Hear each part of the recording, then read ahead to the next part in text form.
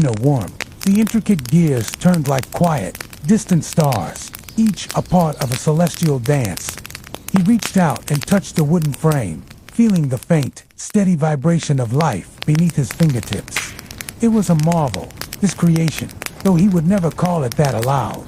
To him, it was a form of prayer, made visible, audible, and eternal. He thought of how the early medieval monks had built such magnificent mechanisms, not for wealth or for fame, but for pure devotion. They built them so they would never miss an hour of worship, so they could align their earthly lives with the grand, silent rhythm of the heavens. Time, for them, was not something to rule over or to conquer. It was something to serve alongside, a sacred current to flow with.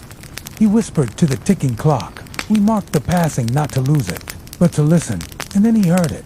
A second voice. It was faint and resonant, coming from somewhere else in the Abbey. At first, he thought it was just an echo of the clock's tick, a trick of the old stone walls. But no, this was deeper, rounder. It was a low, clear chime that came from the far end of the great hall. It was the old bell, the one that had not rung in decades. It sounded just once a soft, deep, resonant tone, like the earth itself, taking a long, slow breath, and then exhaling. He stood there, his eyes wide, and tears welled quietly, tracing paths down his weathered cheeks. He did not run. He did not question it. He simply stood, and he listened. When the sound finally faded back into stillness, the air was filled with an almost tangible peace, a profound and gentle quiet. He whispered a final prayer, his voice no louder than the turning of a key in a lock. Let all that sleeps awaken gently. Then, with a deep sigh of contentment, he sat by the window, his hands folded in his lap, and watched as the light faded into a slow, rose-colored dusk. The tick-tock of his clock continued, a steady lullaby made of brass and breath. And all around the quiet Abbey, time flowed again, not hurried, not harsh, but kind and full of grace. Thank you for joining me on this peaceful reflection. If this story brought you a moment of calm, please consider liking this video and subscribing for more journeys into quiet and wonderful places. Until next time, be well. Dusk came like a soft blanket, folding itself over the Abbey stones. The sky deepened into indigo, and the last traces of sunlight clung gently to the edges of the stained glass windows, turning them into panels of molten gold. Brother Alden sat still by his window. His reflection merged with the night outside, a figure of calm and patience, as much a part of the Abbey as its stones. He could see the faint glow of the clock's brass through the gloom, the slow swing of its balance wheel, the rhythmic tick, talk, steady as breathing, steady as prayer. He whispered to himself, how long it has been since the Abbey sang.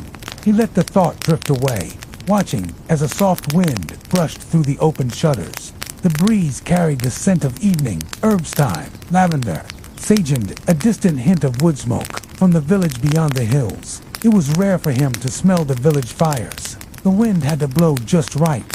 He closed his eyes and imagined them, the small homes of stone and timber, the families gathered around their hearths, the laughter of children echoing faintly over fields. Even though his vows had taken him away from such noise, he did not resent it. He found comfort in knowing that life still pulsed beyond these walls. Inside the Abbey, the candles burned lower. Their flames flickered in the still air, casting moving halos across the rough stone. Shadows swayed like monks in silent procession.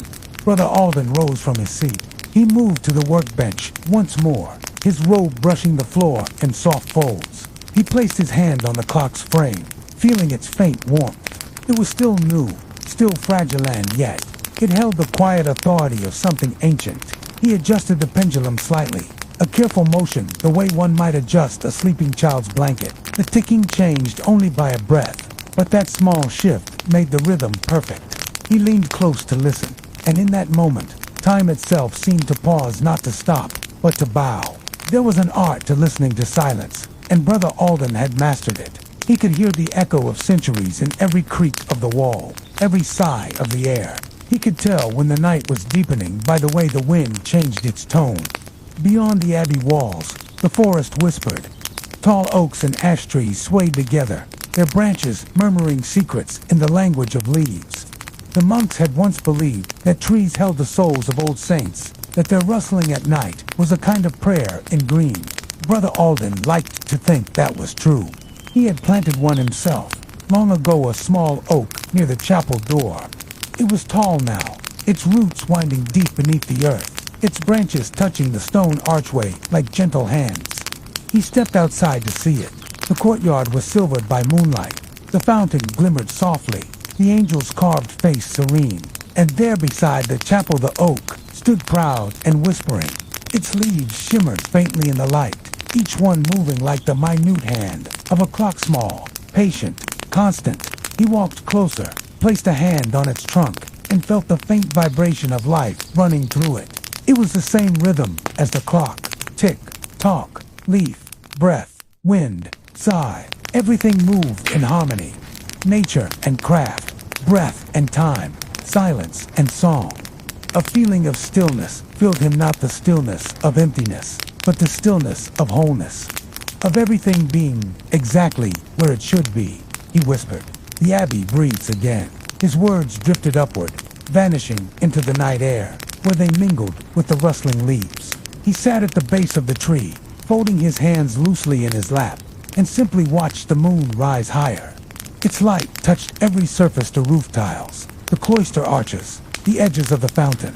The Abbey glowed, pale and peaceful, as if carved from moonlight itself. The night deepened further. A soft haze of mist began to creep along the ground, curling between stones, pooling around the base of the tree. The air was cool and damp, and smelled faintly of rain. Brother Alden tilted his head, listening to the new rhythm of the world. The clock's tick blended with the sound of crickets, the drip of water from the fountain, the rustle of ivy climbing the walls. It was music, the kind only heard when all the world is asleep. He closed his eyes again, his breath slowed. Each inhale drew in moonlight, each exhale let go of centuries of quiet sorrow. He imagined the Abbey as it once was, filled with laughter, with prayer, with the steady hum of life. And now, perhaps, it was again. The gears moved, the bell had rung, and the air itself seemed lighter. He did not need to see it restored with stone and hands. It was restored already in rhythm, in sound, in peace. Time, he realized, was not something to capture or contain. It was a river, and he had simply built a way to listen to its flow. The mist rose higher, wrapping him in silver calm. The stars above shimmered faintly, their reflections trembling in the fountain's surface. He leaned back against the oak, his body relaxing completely. Every muscle softened, every breath deepened. The clock's heartbeat echoed faintly through the walls, slow and sure. The Abbey slept, and so did he. But the clock kept ticking, a quiet guardian of peace, a promise that silence would never again mean stillness. It was said, in years to come, that travelers who passed near the ruins of St. Alaric's Abbey could still hear that faint, gentle rhythm when the night grew still enough. Not loud, not ghostly, just present, like the breath of time itself. And if you listen now, in this quiet moment before sleep, perhaps you can hear it too. Tick, tock, breathe, rest, sleep, dream.